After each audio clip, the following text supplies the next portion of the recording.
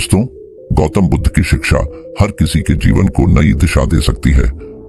अगर आप भी इसे मानते हैं तो कमेंट्स में नमो बुद्धाय लिखना मत भूलिए। एक समय की बात है, नगर में एक व्यापारी रहता था। अपने और अपने परिवार के भरण पोषण के लिए वह नमक का व्यापार करता था। उसके परिवार में पत्नी और 2 पुत्र थे। व्यापारी के दोनों पुत्रों का स्वभाव बिल्कुल अलग था। जहां एक और बड़ा पुत्र बहुत ही संकोची और शर्मीले स्वभाव का था, उसे किसी से बात करने में भी शर्म आती थी। वहीं उसका छोटा पुत्र बहिर्मुखी स्वभाव वाला व्यक्ति था। वह किसी से भी अपनी बात कहने में कभी संकोच नहीं रखता था। लोग अक्सर बड़े पुत्र को भोला और बेवकूफ समझते थे। कई बार लोग उसके भोलेपन का फायदा भी उठा लेते थे और वह पलटकर कभी किसी को कुछ नहीं कहता था। व्यापारी अपने पुत्र के इस स्वभाव के कारण बहुत अधिक नाराज होता था। बातचीत न कर पाने और शर्मीले स्वभाव के कारण व्यापारी ने कई बार अपने पुत्र की पिटाई भी कर दी थी। हालांकि इस वजह से उसके पुत्र का स्वभाव सुधरने के बजाय और भी खराब हो गया। बचपन से ही बड़ा पुत्र बेहद परेशान रहने लगा था। उसके अंदर आत्मविश्वास की कमी हो गई थी। परीक्षा में वह आते हुए प्रश्नों के उत्तर भी अपने डर के कारण नहीं लिख पाता था। इस कारण उसकी शिक्षा भी ठीक ढंग से नहीं हो पाई। बड़ा पुत्र जब युवावस्था को प्राप्त हुआ, तब व्यापारी ने उसे अपने साथ व्यापार में हाथ बटाने को कहा। अपने पिता से डर के कारण वह व्यापार करने को तैयार हो गया, किंतु वह कई बार ऐसी गलतियां कर देता था जिससे व्यापारी बहुत अधिक नाराज हो जाता था। एक दिन व्यापारी किसी दूसरे काम के कारण शहर गया हुआ था। उस समय उसकी दुकान पर बड़ा पुत्र बैठा हुआ था। तभी कुछ लोग आए और उन्होंने बड़े पुत्र से कहा कि हमें तुम्हारे पिता ने भेजा है। उनका यह संदेश है कि इस समय दुकान में नमक की जितनी बोरियां रखी हुई है वह सब हमें दे दो। उन्होंने नमक की सभी बोरियों को शहर मंगवाया है। व्यापारी का पुत्र उनसे प्रश्न पूछने की हिम्मत जुटा ही रहा था कि वे दोनों आदमी दुकान के अंदर घुस गए और दुकान में जितनी भी नमक की बोरियां रखी थी सबको तांगे में रखा और लेकर चले गए। व्यापारी के पुत्र ने उन्हें रोकने का प्रयास किया, किंतु संकोच और शर्मीलेपन के कारण वह उन्हें कुछ कह नहीं पाया। उसने मन ही मन सोचा कि यदि मैं इन्हें नमक ले जाने से रोकूं तो पिताजी मुझ पर नाराज होंगे। कुछ समय बाद जब व्यापारी शहर से वापस आया तो खाली दुकान देखकर उसने अपने पुत्र से प्रश्न किया कि नमक की बोरियां कहां गई?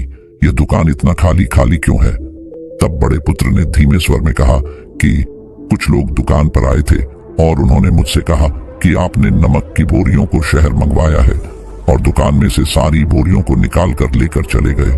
व्यापारी ने अपना सिर पीट लिया। उसने अपने पुत्र को दुकान से धक्का देते हुए कहा कि तू मूर्ख का मूर्ख ही रह जाएगा। वे लोग तुझे बेवकूफ बनाकर सारा सामान ले गए। तुमने मेरा बहुत भारी नुकसान करवा दिया। यहाँ से दूर भाग जाओ और घर वापस मत आना। यदि तुम वापस आए तो मैं तुम्हें पीट पीट कर सीधा कर दूंगा। व्यापारी का बड़ा पुत्र इस बात से बेहद दुखी हुआ। एक बार फिर उसके शर्मीले स्वभाव के कारण उसके पिता उससे और अधिक नाराज हो गए। साथ ही व्यापार में भी इतना नुकसान हो गया। उस समय नगर के सभी लोग व्यापारी के पुत्र पर हंस रहे थे और उसका मजाक बना रहे थे। उसे बहुत अधिक शर्मिंदगी महसूस हो रही थी। यही वह समय था जब उसने सोच लिया कि अब उसके जीवन में कुछ भी ठीक नहीं हो सकता है। वह सदैव मूर्ख का मूर्ख ही रह जाएगा और इस समाज में रह रहे लोगों के साथ कदम से कदम मिलाकर कभी नहीं चल पाएगा। व्यापारी का पुत्र नगर से बाहर आ गया और एक नदी के किनारे बैठकर खूब रोया। गहरे पानी को देखकर उसके मन में विचार आया कि अब उसके जीवित रहने का कोई फायदा नहीं है। उसने सोच लिया कि आज वह इस नदी में डूबकर अपने आप को समाप्त कर लेगा। असफल जीवन जीने से अच्छा है कि वह स्वयं को समाप्त कर ले। उसने जैसे ही नदी में छलांग लगाई, एक बौद्ध भिक्षु ने उसे बचा लिया और नदी से बाहर निकाल कर ले आए। व्यापारी का पुत्र बौद्ध भिक्षु पर नाराज होने लगा और कहने लगा कि तुमने मुझे क्यों बचाया? मैं इस असफल जीवन को जीना नहीं चाहता। बौद्ध भिक्षु ने उसे समझाया कि जीवन एक ही बार मिला है और यदि तुम जीवित ही नहीं रहोगे तो असफलता को खत्म करके सफल कैसे बनोगे? तब व्यापारी के पुत्र ने कहा कि मेरे जीवन बहुत अधिक समस्याएं हैं। यह सभी समस्याएं मेरे संकोची और शर्मीले स्वभाव के कारण हुई है। मैंने अपने पिता का नुकसान करवा दिया। मैं एक अच्छा पुत्र नहीं हूँ। अपने स्वभाव के कारण मैं शिक्षा ग्रहण भी नहीं कर सका। यह सारा संसार मुझे मूर्ख समझता है। क्या किसी मूर्ख को इस संसार में जीने का अधिकार है? तब बौद्ध भिक्षु ने कहा कि तुम्हारे इस प्रश्न का उत्तर तो मेरे गुरु ही देंगे। चलो मैं तुम्हें मेरे गुरु से मिलवाता हूँ। व्यापारी के पुत्र ने कहा कि वह किसी से बात नहीं करना चाहता, आज वह अपना जीवन समाप्त कर लेगा। किंतु बौद्ध भिक्षु के बार बार समझाने के बाद वह उनके साथ जाने और उनके गुरु से मिलने के लिए तैयार हो गया। बौद्ध भिक्षु व्यापारी के पुत्र को आश्रम की ओर लेकर गए। वहां पर व्यापारी के पुत्र ने देखा कि एक व्यक्ति पेड़ के नीचे ध्यान मग्न बैठे हुए हैं। तभी बौद्ध भिक्षु ने कहा कि यह हमारे गुरु गौतम बुद्ध हैं। दोनों ने गौतम बुद्ध को प्रणाम किया। वह युवक वहीं पर बैठ गया और गौतम बुद्ध को देखकर रोने लगा। गौतम बुद्ध ने उससे उसके रोने का कारण पूछा। तब उसने कहा कि अब आप ही मेरी आखिरी उम्मीद है। यदि आप मेरी समस्या का समाधान नहीं करेंगे तो मेरा यह जीवन समाप्त हो जाएगा। गौतम बुद्ध ने व्यापारी के पुत्र से उसकी समस्या के बारे में पूछा। तब उसने बताया कि किस प्रकार वह बचपन से ही शर्मीले और अंतर्मुखी स्वभाव का है। इस कारण लोग उसे मूर्ख समझ लेते हैं और उसके पिता भी उससे प्रेम नहीं करते। तब गौतम बुद्ध ने युवक को शांत कराते हुए कहा कि मेरे पास तुम्हारी समस्या का समाधान है। तुम्हारा जीवन बहुत ही आसान हो सकता है। तब युवक ने कहा कि क्या सचमुच ऐसा हो सकता है? आप बहुत ही महान व्यक्तित्व प्रतीत होते हैं। आपके तो कई शिष्य हैं। हे गुरुदेव, मैं भी आपका शिष्य बनना चाहता हूँ। क्या आप मुझे अपने शिष्य के रूप में स्वीकार करेंगे? गौतम बुद्ध ने कहा कि हाँ अवश्य। युवक ने कहा कि ठीक है गुरुदेव, अब मुझे वह उपाय बताइए जिससे कि मेरा जीवन बदल जाए। गौतम बुद्ध बोले, किंतु उससे पहले तुम्हें मेरे कुछ महत्वपूर्ण कार्य करने होंगे। यदि तुम मेरा यह कार्य करो तब मैं तुम्हें कुछ ऐसे उपाय बताऊंगा जिनके कारण तुम्हारे जीवन में सब कुछ ठीक हो जाएगा और तुम्हारे पिता भी तुमसे प्रसन्न रहेंगे। गौतम बुद्ध ने उस युवक को कहा कि आज से 3 दिन बाद मैं तुम्हें ऐसे उपाय बताऊंगा जिससे तुम्हारा जीवन बदल जाएगा। किंतु 3 दिनों तक तुम्हें मेरे सभी कार्य करने होंगे। मैं जैसा जैसा कहूंगा, यदि तुम वह कार्य को करने में सफल रहे तो तीसरे दिन के बाद तुम्हारा जीवन बदल जाएगा। तुम्हारा पहला दिन कल से शुरू होगा। अभी जाओ और आश्रम में ही आराम करो। अगले दिन व्यापारी का पुत्र गौतम बुद्ध के पास पहुंचा और कहा कि हे गुरुदेव, मुझे पहले दिन का कार्य बताइए।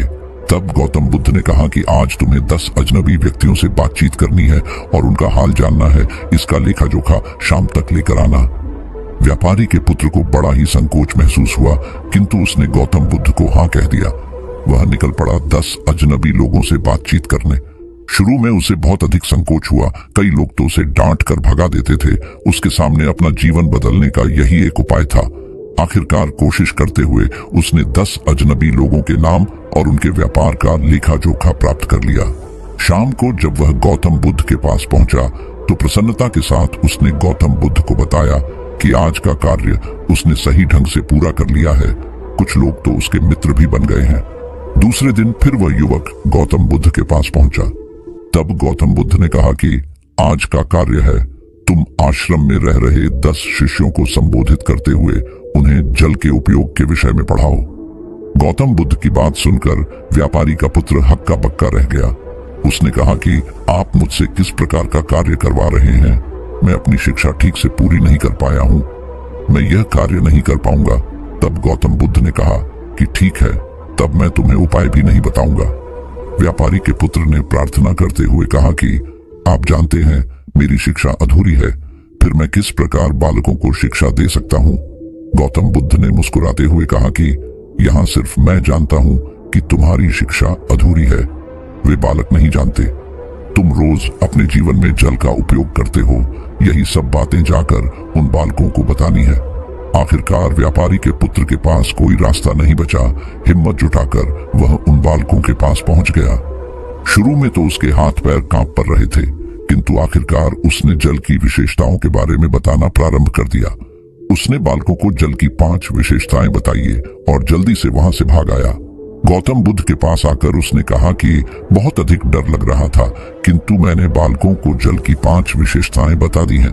गौतम बुद्ध ने कहा कि जो एक बार फिर कोशिश करके आओ। व्यापारी का पुत्र ने एक बार फिर हिम्मत जुटाई और बालकों को जल के विषय में पढ़ाना शुरू किया। इस बार व्यापारी के पुत्र को बिल्कुल डर नहीं लग रहा था।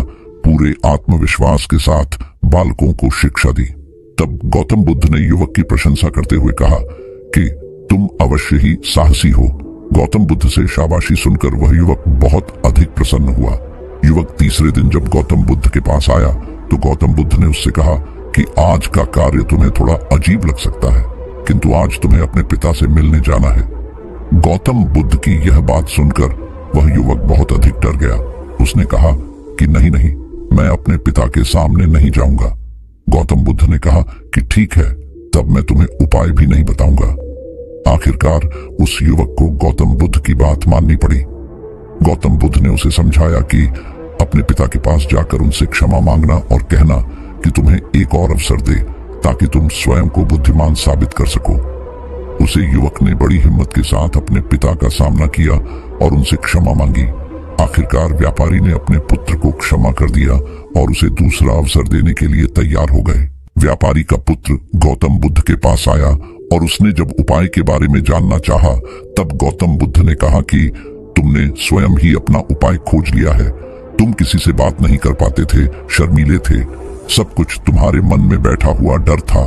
हम कितने आत्मविश्वासी हैं, कितने शर्मीले हैं और हमारे अंदर कितना डर है, यह सिर्फ हमें पता होता है। बाहरी दुनिया में किसी को नहीं पता होता है। बाहरी दुनिया में हम स्वयं को जिस प्रकार का दिखाते हैं, लोग हमें इस प्रकार का समझते हैं।